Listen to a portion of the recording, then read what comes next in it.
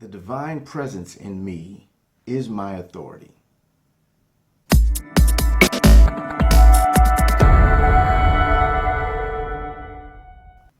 Hi everyone, Antonio Thornton.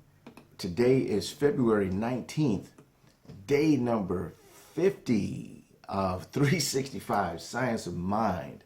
50 lessons so far, and just a couple hundred more to go. But this has been a wonderful journey, and loving every minute of it. So, as always, thank you for your presence and your support. So, day number 50, lesson 50 is the divine presence within me is my authority. And the quote for today is from Isaiah 26, verse 3. Thou will keep him in perfect peace, whose mind is stayed on thee. And the text reads, the divine presence within each of us is both the center and circumference of our real being. It is the infinite presence that inhabits eternity and finds a dwelling place in our own consciousness.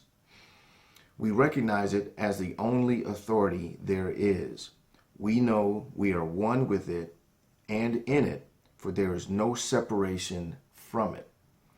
Our own consciousness is the very depth and height of its being and is one with all that it is.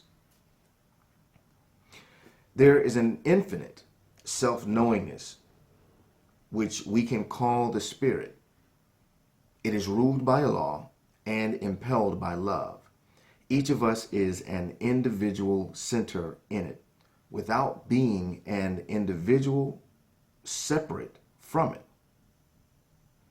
We are rooted in the one, which produces limitless variety. Therefore, God is uniquely individual and uniquely personal to each one of us. Now, we are not one in God or one with God, but we are one of God. Although the identity is the same in essence, it is not the same in degree. If we were a sameness in degree, we would have already exhausted the possibility of the infinite. And having done so, our continual existence would be a cosmic tragedy because there would be no place to go and nothing to see. Everything would have been used up. So let us keep our thoughts turned to the divine presence within us and within one another. So what does it mean to view the divine presence as the only authority? Our minds, our brains are constantly and feverishly working to make sense of the things around us. We see things and our brains automatically create patterns. Our brains make assumptions. And to a large degree, we kind of have to do that in order to function. Because if you were walking down the street and didn't know that the grass, though can sway back and forth in the wind, it's not going to raise itself up out of the ground and come chase after you. Versus a dog that's running at you, barking and growling, could potentially cause you harm. If we couldn't make those assumptions, if we couldn't connect those dots, we wouldn't be able to function in the world. Now, the challenge to that is that in the same way our minds are putting these things together, there are assumptions it makes that creates sometimes false conclusions. We might think, well, this person said this, so they mean that. Or this thing happened, so it means that. When most times it doesn't. It's just our interpretation of the thing. So how and why does this matter in this case? Is that when we have the opportunity to see a thing for what it is, love, it shows up very differently to us. It shows up very, very differently to us. And that's really what I'm gathering from this lesson, is seeing the divine presence, not just in ourselves, but in everything else as well.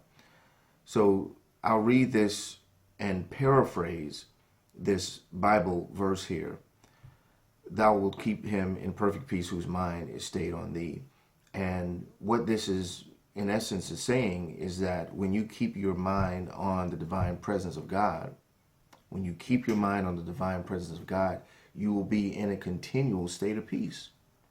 You have to be, because you'd see the God in everything else, and God is just love. So you would see the God in everything and experience peace as a result. And this sentence says, we recognize it as the only authority there is.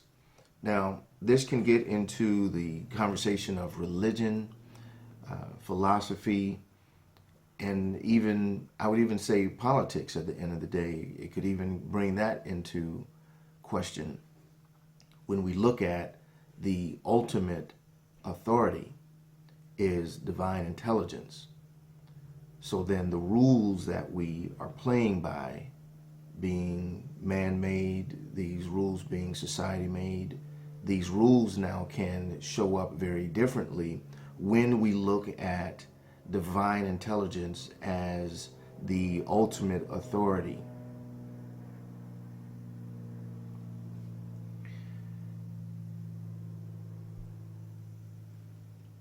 With that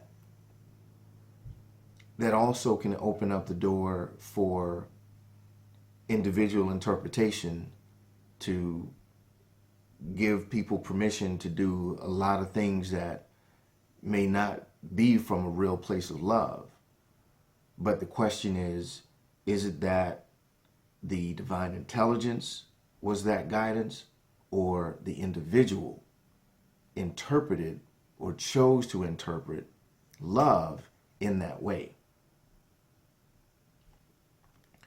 So when we look at man and the authorities,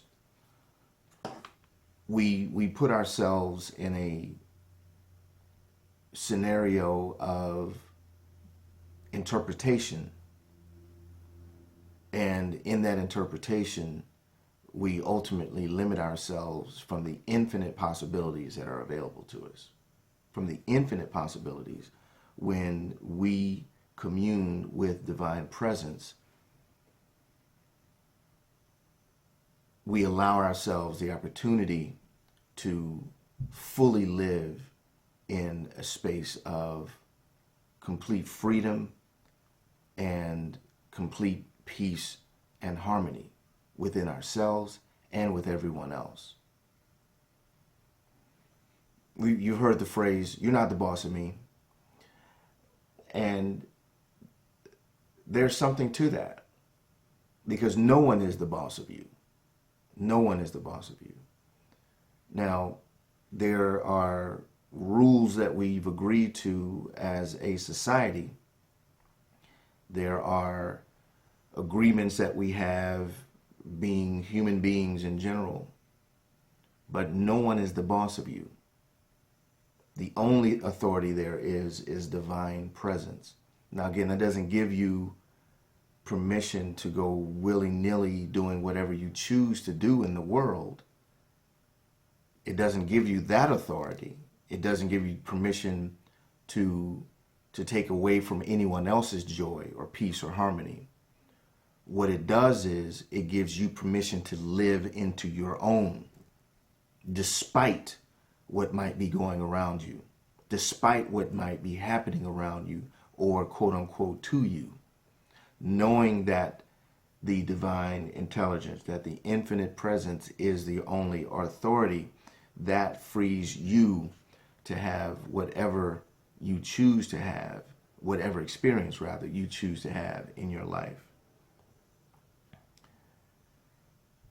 We are rooted in the one, which produces limitless variety. Therefore, God is uniquely individual and uniquely personal to each one of us.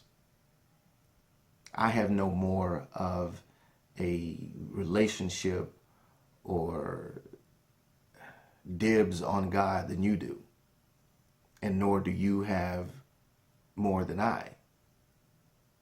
And that's the beauty of this, is that there is no in between.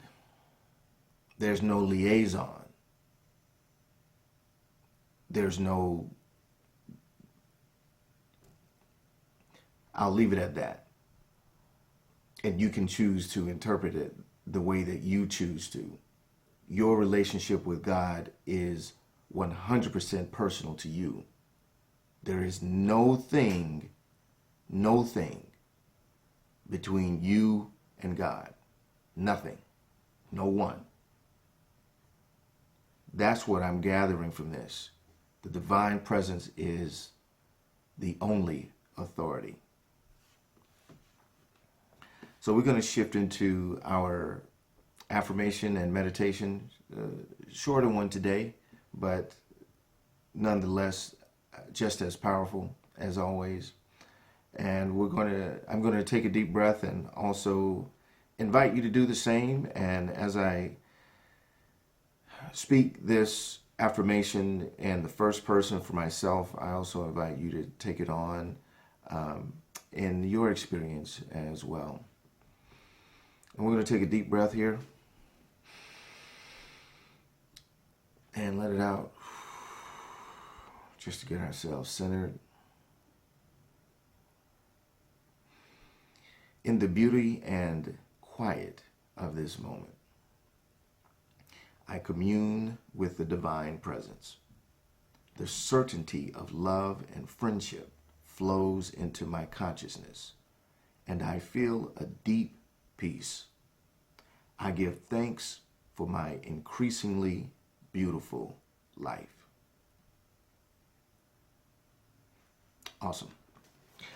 And I give thanks for you being in my life, whether it be directly or virtually. I appreciate your shares and likes and comments, as always, and I appreciate you for joining me in this journey. So I'll go ahead and end our today's lesson on that note, and I'll look forward to seeing you guys on tomorrow, day number 51. Wow, 50 days. Day number 51 of 365 Science of Mind. Take care.